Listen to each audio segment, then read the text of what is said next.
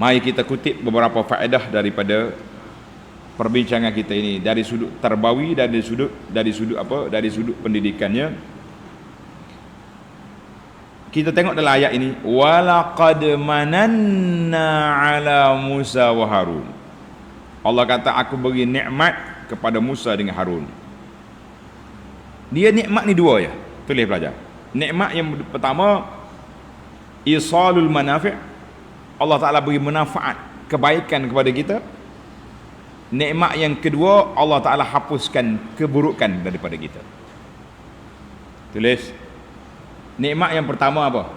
Allah beri kebaikan kepada kita. Nikmat yang kedua, Allah hilangkan keburukan dari kita. Dipanggil isalul manafi' wa daf'ul madar anhu. Itu nikmat. Jadi dalam kisah Musa dengan Harun ni dua-dua. Betul ke dua-dua? Harun dapat dua-dua ke satu? Jawabnya dua-dua dia dapat. Yang pertama dia dapat apa? Manfaat, kemenangan, pertolongan Allah. Yang kedua, selamat dia daripada tenggelam, selamat daripada Firaun. Baik. Kita berpindah kepada nikmat yang kedua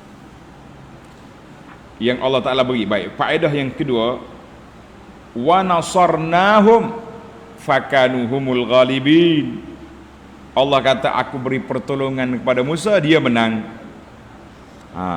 Kita kena ingat, biasanya kemenangan dia tak mari awal, dia mari kemudian. Kita berlawan, kita berjihad, kita berjuang, selepas itu baru mari kemenangan. Tak ada lepas menang baru berjuang. Ada? Tak. Berjuang dulu dapat kemenangan. Maka kita jangan kata kemenangan tu mesti orang kuat lah. Ada kalanya orang lemah diberi pertolongan oleh Allah Azza wa Jalla, sebagaimana Nabi Musa AS yang dianggap lemah oleh Firaun. Firaun kata la shirzimatun qalilun. Apa ikut Musa sedikit je, lemah-lemah pula tu. Tak heran aku dengan Musa.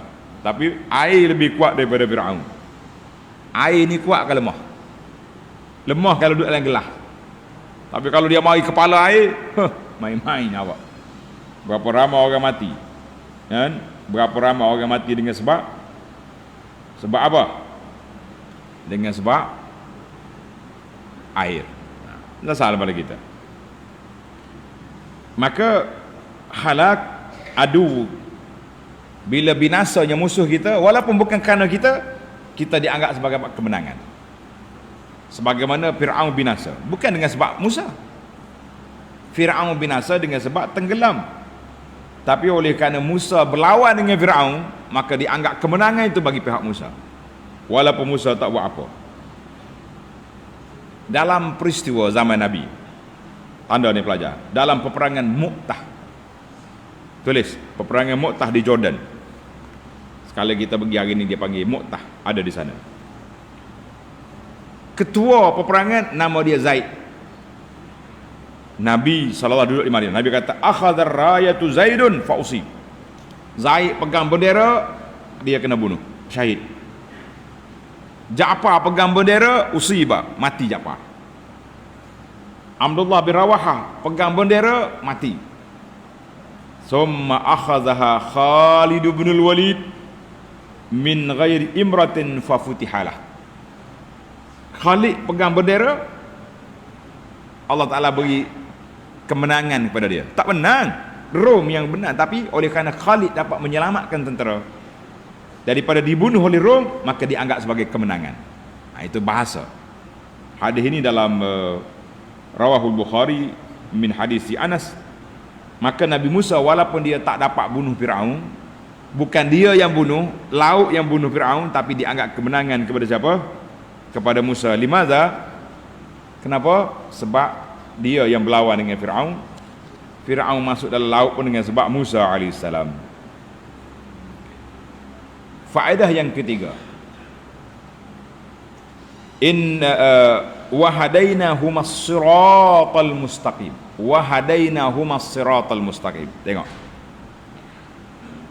kami beri kepada Musa jalan yang lurus. Jalan yang lurus. Apa dia jalan lurus? Anna kulla insanin muftaqirun ila Allah. Setiap manusia berhajat dia kepada Allah Azza wa Jalla. Setiap kita berhajat kepada Allah ke tidak? Berhajat. Maka Nabi Musa, walaupun dia Nabi, walaupun dia Rasul, Allah kata, aku tunjukkan Musa jalan yang lurus. Barulah Musa boleh pimpin orang lain ke jalan yang lurus. Kalau tidak, macam mana dia nak bawa? Sebab itu Allah Ta'ala tak berbeza ayat ini kan? Dalam doa kita, ihdinas sirata al-mustaqim, ya Allah tunjukkan kami jalan yang lurus. Jadi setiap hari berapa kali kita minta jalan lurus? Berapa kali?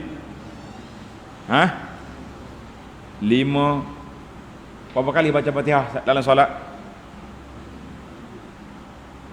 Itu apa dengar ni? 17 rakaat ke kita ni? Iya weh.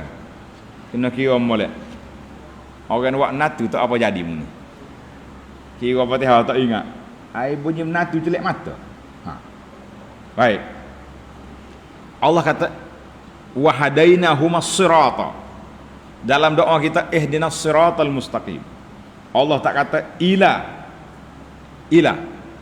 Dia tak kata wahadaina ila sirat. Apa beza di antara ada ila dengan tidak ada ila? Tulis.